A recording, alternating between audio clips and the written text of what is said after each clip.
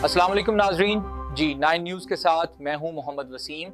आइए आज की हेडलाइंस की तरफ। मुल्क भर में आज यौम पाकिस्तान मनाया जा रहा है। लाहौर, पेशावर और कोयटा में किस तोपों की सलामी दी गई। फौजी जवानों ने अल्लाहू अकबर, पाकिस्तान जिंदाबाद के नारे लगाए। मज़ार इकबाल पर गार्ड्स की तब्दीली की पुरवकार तकरीब। पाक फ़िज़ाइया के दस्ते का मज़ार इकबाल पर march past. Air vice marshal Mohammad Shahid Afzal तकरीब के मेहमान खुसूसी थे।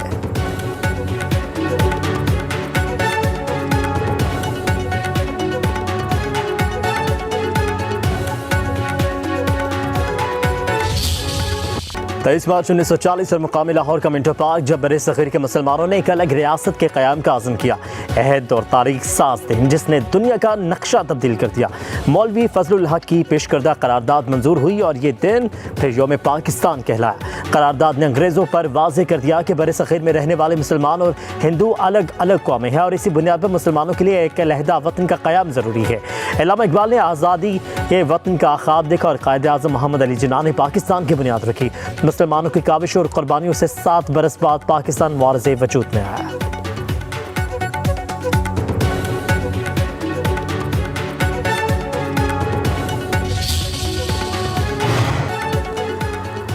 वज़ीर-ए-आज़म शहबाज शरीफ का यौम पाकिस्तान पर कौम के नाम पैगाम। पूरी कौम को दिल की गहराइयों से मुबारकबाद दी। कहा कि 23 मार्च का दिन जनूबी एशिया की तारीख में अहम संग मिल है। 86 साल कबल बर सग़ीर की मुस्लिम क़यादत आज़ाद वतन की बुनियाद रखने के लिए मुत्तहिद हुई।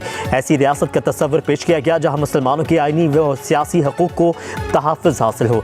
तारीख़ी दिन करारदाद लाहौर ने मुसलमानों को अज़्म बख्शा। पाकिस्तान को कायद आज़म मोहम्मद अली जिन्ना के तस्वुरात के मुताबिक ढालने के लिए अनथक मेहनत करना होगी।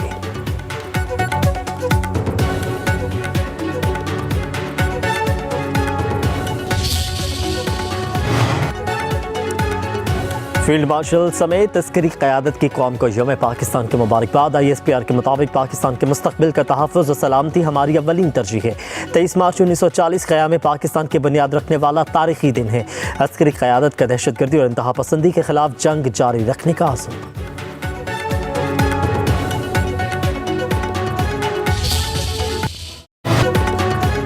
महंगी गाड़ियों के लिए पेट्रोल भी महंगा। हाई ऑक्टेन फ्यूल की लेवी में 200 रुपये फ़ी लीटर का इजाफा। हाई ऑक्टेन फ्यूल लेवी फ़ी लीटर 300 रुपये हो गई। वज़ीर-ए-आज़म शहबाज शरीफ की ज़ेर सदारत वीडियो लिंक इजलास में अहम फैसला। हुकूमत को माहाना 9 अरब रुपये बचत होगी। वज़ीर-ए-आज़म की हिदायत के मुताबिक आवाम को इस बचत से रिलीफ दिया जाएगा। फैसले से पब्लिक ट्रांसपोर्ट और हवाई जहाज़ों के किरायों में इजाफा नहीं होगा।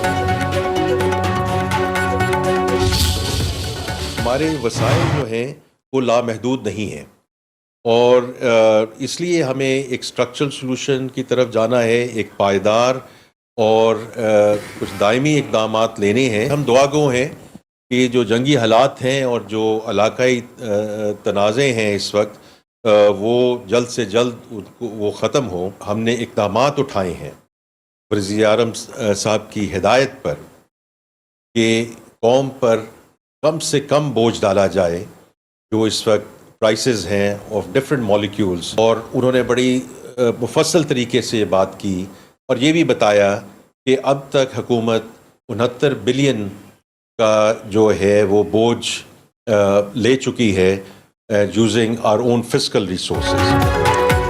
हमारे वसाइल लामहदूद नहीं, हम टारगेट और रिलीफ की तरफ जाएंगे। अप्रैल तक सप्लाई की सूरत हाल बेहतर रहने की उम्मीद है। हुकूमत ने 69 अरब का बोझ खुद बर्दाश्त किया। वज़ीर ख़ज़ाना मोहम्मद औरंगज़ेब का कहना है सप्लाई की सूरत हाल बेहतर रहने की उम्मीद है। कुछ तजावीज़ ऐसी हैं जो हमें बेहतर तरक्की की तरफ ले जा सकती हैं। हम सब ने मिलकर जुल कर मुल्क को बहरान से निकालना है। हो सकता है ये सूरत हाल कुछ हफ्तों या महीनों तक बरकरार रहे। दुआ गो हैं कि जंगी हालात जल्द ख़त्म हो। पेट्रोल, डीजल और LPG की बिला ताअत्तुल फराहमी जारी है। वज़ीर-ए-आज़म ने फैसला किया कि कौम पर कम से कम बोझ डाला जाए।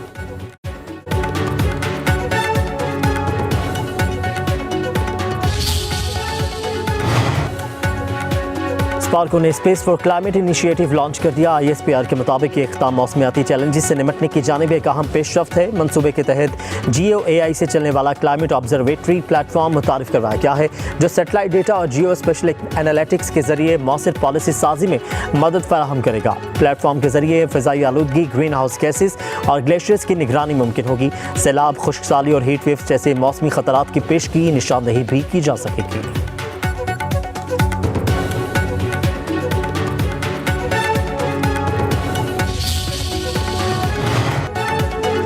बानी पीटीआई की आंका पिम्स अस्पताल में तीसरा प्रोसीजर मुकम्मल कर लिया गया। पिम्स इंतजामिया के मुताबिक बानी पीटीआई को तिबी मुआयने के बाद मेडिकल बोर्ड ने इंजेक्शन के लिए मुस्तहकम करार दिया। बाकायदा रजामंदी के बाद इंजेक्शन लगाया गया। माहिरीन चश्म ने माइक्रोस्कोपी की रहनुमाई में इंजेक्शन का अमल मुकम्मल किया। तिबी माहिरीन ने बानी पीटीआई को इंजेक्शन लगाने के बाद अस्पताल से डिस्चार्ज कर दिया।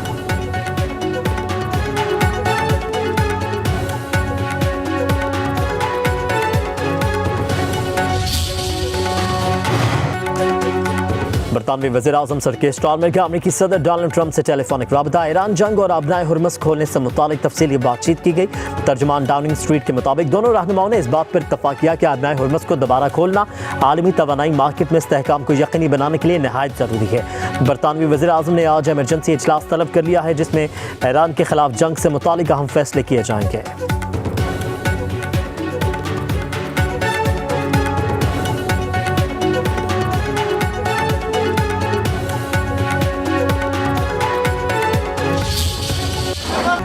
ईरान का इसराइल के एटमी मरकज़ दैमोना पर जवाबी हमला। मिसाइल इमारत पर लगने से 64 अफराद जख्मी। आलमी जौहरी तवानाई एजेंसी के मुताबिक इसराइल के शहर दैमोना में मिसाइल वाक़े की तलात से आगाह हैं।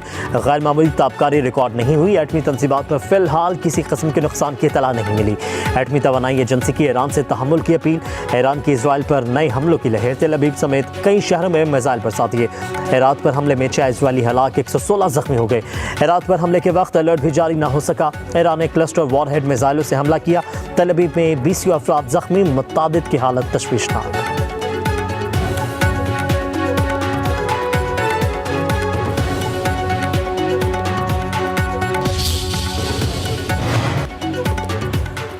ईरान का एक और अमरीकी तैयारा मार गिराने का दावा। ईरानी दिफाई निज़ाम ने F-15 तैयारा मार गिराया। ईरानी मीडिया के मुताबिक तैयारे को जजीरा हुर्मुज़ के करीब निशाना बनाया गया। तैयारे का मलबा समुद्र में गिरने की इतलात है।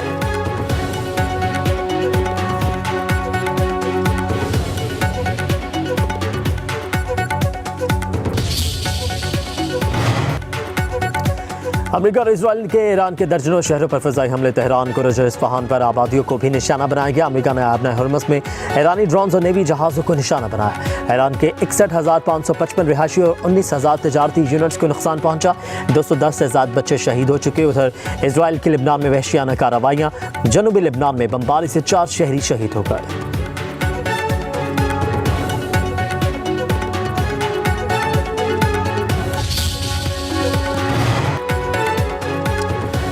ट्रंप का अबनाए हुर्मुज़ खोलने के लिए ईरान को दिए गए अल्टीमेटम में 20 घंटे बाकी रह गए। सदर ट्रंप कहते हैं अबनाए हुर्मुज़ ना खोली तो पावर प्लांट्स तबाह कर देंगे। कहा कि ईरान को नक्शे से मिटा दिया। ईरान डील चाहता है मगर मैं ऐसा नहीं चाहता। ईरान में अहदाफ वक्त से पहले हासिल कर लिए। ईरान के अमरीकी सदर की धमकी पर खत्ते में इसराइली और अमरीकी तवानाई के मफादात को निशाना बनाने का ऐलान। पासदारान इनकलाब ने भी सदर ट्रंप को धमकी दे दी। कहा कि अबनाए हुर्मुज़ को मुकम्मल तौर पर बंद कर देंगे। ईरान ने डेगो गार्शिया पर हमले की भी तरदीद कर दी।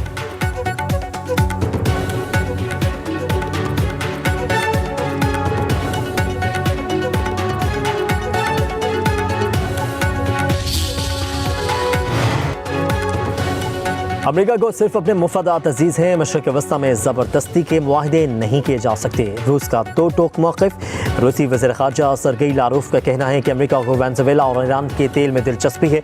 यूरोप को सस्ती तवानाई से महरूम किया जा रहा है। अमेरिका यूक्रेन के मामले पर रियायतें चाहता है।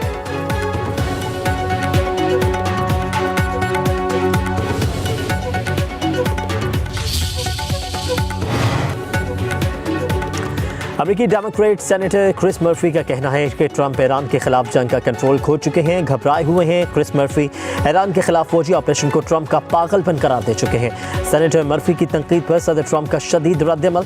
डेमोक्रेटिक पार्टी को अमेरिका की सबसे बड़ी दुश्मन पार्टी करार दे दिया।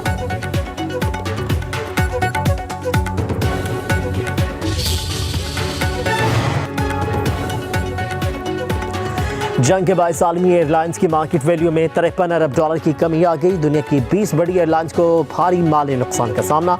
इंटरनेशनल एयर ट्रांसपोर्ट एसोसिएशन के मुताबिक मौजूदा बहरान का रोना वबा के बाद एविएशन इंडस्ट्री को सबसे बड़ा झटका है।